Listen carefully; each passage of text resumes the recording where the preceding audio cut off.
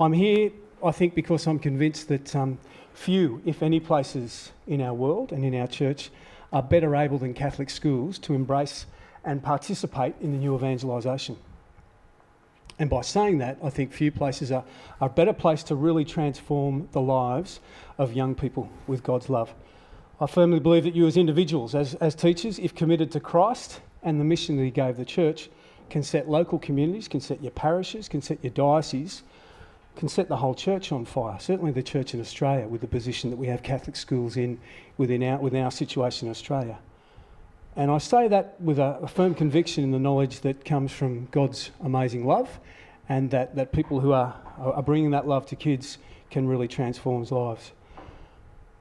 We are absolutely in a critically placed position where we can participate in the mission of the church. And let's keep it really simple. What is the mission of the church? Let's go and make disciples. Make disciples. Nothing more, nothing less. Not build schools, not build hospitals, not do social welfare work. It's to make disciples. All those things are part and parcel of it. But when push comes to shove, we're asked to make disciples. And who makes disciples? Other disciples do. Other disciples do. But not on their own. This isn't like going out and recruiting people for a sporting club or an organisation. Disciples make disciples because they're doing so very much in partnership with the Holy Spirit. Without me, you can do nothing. You can try. You might even be a little bit effective. But once the Holy Spirit's as part of the equation, then all of a sudden there's great power. We know that. We've got to trust that. If we don't think of that, then our faith is largely us doing stuff and it lacks power. So making disciples is this critical mission in the church. If you want an opportunity to participate in the new evangelisation, if you want to find a place where people who are Catholic, perhaps only in name, but not really in practice, gather in fairly large numbers, but don't have a relationship with Jesus or the church, we've got them in every single Catholic school in Australia. If you want to find a place where you can openly and unapologetically be Catholic, that can sometimes be tough. I know that can be sometimes tough in a staff room. I get that. But if you want to find a place where you don't have to apologise for doing that, then go and work in a Catholic school. If you want to get your hands dirty, absolutely, with this critical mission of calling people who are disconnected from the church back to a relationship with Jesus first. That's what we're calling them to first. Don't think you're calling them back to the church first. You're calling them back to a relationship with Jesus first. Then go and be a teacher in a Catholic school. But start to get ready to think outside the square, because we can't keep doing things in exactly the same way that we've been doing them for quite a while now too. If we're truly and effectively going to make Catholic schools critical game changers in the new evangelisation, we need to realise that our target audience doesn't necessarily have a clue what we are talking about. And we go through this very, very good process once upon a time, which was necessary, and certainly it formed me in faith, of going through the sacraments as part of a formed, prayerful Catholic family. But if we continually just think that going through a sacramental process in our Catholic schools is going to bring kids to faith, we're kidding ourselves. They just don't get it. They just don't get it. What we need to be bringing them to is an understanding of who Jesus is, way before we start bringing them to an understanding of what church is and sacrament. And I'm not saying we don't do the other things. We really need to do them, because that's the depth and the richness of our faith. But the fact of the matter is that 88% of Catholics in our country don't go to Mass regularly. That means 12% do. And regularly means once a month. That's what the National Church Life Survey tells us. And I was looking through some of those stats again last week, because we're breaking it down in our own diocese. In a population of 23.5 million, we're around about 28, depending on the region, 28 to 32% of people claim to be Catholic. When the National Church Life Survey was taken, we had 8,000, only 8,000, 8,500 and something young men between the ages of 20 and 24 who were going to Mass regularly. That's really scary. That's really scary. It was a very, very small figure, particularly of those who were going in each week.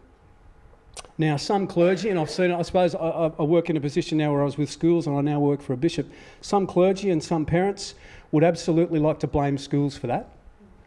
I've seen it and I've heard it. I've been on the receiving end of it, and it's simplistic and it is not right. It's not right. In the same way too, I've heard plenty of principals and RECs and school teachers blame the parishes for that as well. And say, well, if we had something decent to send them to, we can get them there. But what happens when they get there? So there's this barrage of blaming each other for this lack of engagement with church. And that is very simplistic and absolutely wrong as well. You know? Absolutely, there's a little bit of truth in both of them in some ways. We have got to be taking on board the criticism that is, rightly being thought about within the church about what we need to change. But in some way, to just simply think that that's giving us solutions wrong. I'm sure Pope Francis was warning us about this when he said this in The Joy of the Gospel. One of the more serious temptations that stifles boldness and zeal is a defeatism, which turns into querulous and disillusioned pessimists. Sourpusses. Love that term. Isn't he so down to earth? He's earthy, isn't he? He just gets the punch. Nobody can go off to battle unless he is fully convinced of victory beforehand. I wouldn't. I'd go the other way. If we start without confidence, we've already lost half the battle. We bury our talents. Let us not allow ourselves to be robbed of the joy of evangelisation. But those critical words that he says in that quote from section 83 of The Joy of the Gospel, let's not turn ourselves into querulous and disillusioned pessimists. The reality is that the families who come to our schools, the kids who come to our schools, are more engaged with our culture than they are with our church and our faith. It's pretty tough not to be. It's a pretty powerful culture. A culture that, if it's not openly anti-faith, discounts faith. It's materialistic, it's relativistic, it doesn't want to nail anything down as being right and wrong. Let's face it, a large chunk of people in society, and perhaps our Catholic schools, would listen to a whole lot of the stuff that I'm saying in this room, or that was just said in the auditorium upstairs, or that will be said in any of these rallies, and be thinking, these people are nuts. The reality is our faith is very, very countercultural. That's okay.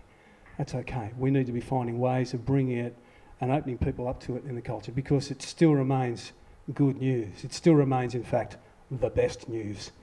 And once you scratch the surface of a lot of the other stuff that people are dealing with in their lives, they want this good news. Our parishes and schools need to start doing things differently. There's no doubt about that. That's a no-brainer. They need to become much more outward looking, that's for sure. Not to be closed up. They need to be going out and drawing people back into them. I've said it already, but I don't think our parishes and our schools can just become places or remain places that are corralling people through a sacramental process any longer. It needs to be going much deeper than that. We need a pre-evangelisation prior to getting to that, and our schools are very much at the heart of that. But if we do succeed as school communities in drawing kids and families into parishes and give them this relevant message, we could absolutely change the church. Needless to say that little turf war, and I won't say much more about it, about schools blaming parishes and parishes blaming schools, those little missiles that are getting thrown over usually the joining fence, only serve to disillusion. And there's absolutely no joy in that gospel.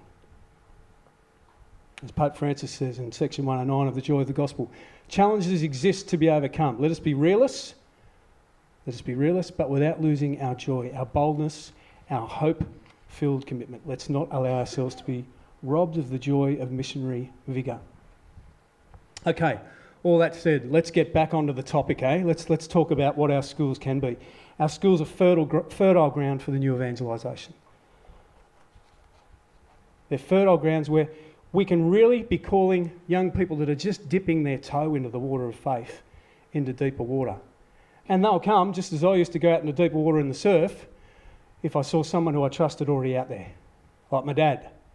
Be quite happy to go out and try something in deeper water. If someone who I was out there, who I trusted, who I knew about, who'd shared their story with me, was drawing me out into that deeper water. Now there's one thing that we need more than anything else, and I can tell by the look in your eyes, there's plenty of you in here, in this room. I might be preaching to the converted. There's one thing we need more than anything else to be drawing young people into this life of faith. The critical ingredient that our church keeps calling authentic witnesses. Authentic witnesses. Make no mistake, the last four popes, in one way or another, in their own language, have been all talking about the need for the laity to embrace their role as evangelisers and to do that authentically. Remember the year of grace and the year of faith? Seemed like they were They've come and gone pretty quickly, but the absolute power behind all that, what the wisdom of the church was calling us to there, was a depthing of the laity to get yourselves ready, train up for participation in this new evangelisation. It's been bubbling away since Vatican II. It's like a slow-burning fuse that's been going on for perhaps a few decades. That's the way things go in our big church. It does need to bubble away for a few decades, but the good thing about something that's big, once you get it moving, it's pretty hard to stop. And you know, I've got a lot of friends in other churches who I mix with because of what I do in state school system at the moment, and they're seeing it too. They're saying there's something that's going on in the Catholic Church, even in the midst of all the stuff that's going on. I had one Baptist minister come up to me a few weeks ago. He said, I feel a massive change coming. And you know what? Jude, I'm a Baptist minister saying this. It's going to come from the Catholic Church. I thought, mate, wow, yeah, this is... And I pray together with some of these guys of a Friday morning, you know, and it's really powerful. They can smell it, and they can smell it very much in the fruits of what we're seeing coming with Pope Francis too. Okay. The greatest gift that we've got to give to the church, and the thing I want to enthuse you about, is this gift of faith. We can sometimes forget what an amazing gift it is, particularly if we've grown up and had it all of our lives. But for people who haven't, who come to faith, some of them are almost dirty with us for saying, why didn't you tell me sooner?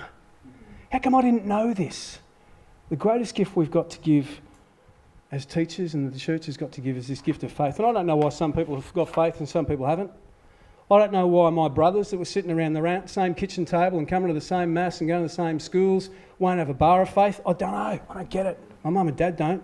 It's one of the great sadnesses. But I'm going to go and have a beer with that brother tonight and continue to have a talk with him. He's a champion God. But I don't know why some people have got the gift of faith and others haven't. But at its heart, we've got to remember that it's a gift. It's not something we should be proud about and thinking, oh, haven't I done well? I've kept it. No. It's a gift. And some people get that gift and don't necessarily unwrap it. Let's face it.